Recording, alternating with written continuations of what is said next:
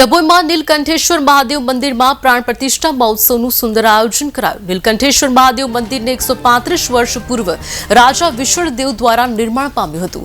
સમય જતાં જર્જરિત થયેલ મકાનને કહી શકાય કે આ પ્રકારે પુનઃનવીન બનાવવામાં આવ્યું છે। ત્યારે મંદિરમાં પુનઃ પ્રાણ પ્રતિષ્ઠા મહોત્સવની ભવ્ય ઉજવણી કરવામાં આવી, જેમાં શોભાયાત્રા અને મહાપ્રસાદી સાથે વિવિધ ધાર્મિક કાર્યક્રમનું સુંદર આયોજન કરાયું હતું। ભાવિ ભક્તો મોટી સંખ્યામાં હાજર રહીને ધન્યતા અનુભવી અને મહાપ્રસાદનો લાભ લીધો। भगवान नीलकंठेश्वर महादेव मंदिर आश्रे लगभग 125 वर्ष जूनू मंदिर है।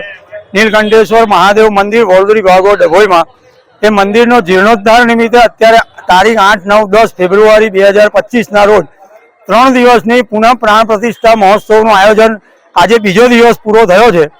आवती काले पूर्णाहुति थशे अने भगवान नु सरस आज स्नपन विधि कर्या। गई काले भगवान ने આપણે જલાધિવાસ કર્યું હતું। અત્યારે ભગવાનને ધાન્યાધિવાસ અને શય્યાધિવાસ પૂર્ણ કર્યા છે। આવતીકાલે ભગવાનની પ્રાણ પ્રતિષ્ઠા થશે અને સાંજે પૂર્ણાહુતિ થશે અને ભગવાન નીલકંઠેશ્વરની કૃપાથી સારી રીતે 3 દિવસનું કર્મ આપણું અહીંયા આગળ આવતીકાલે પૂર્ણ થશે।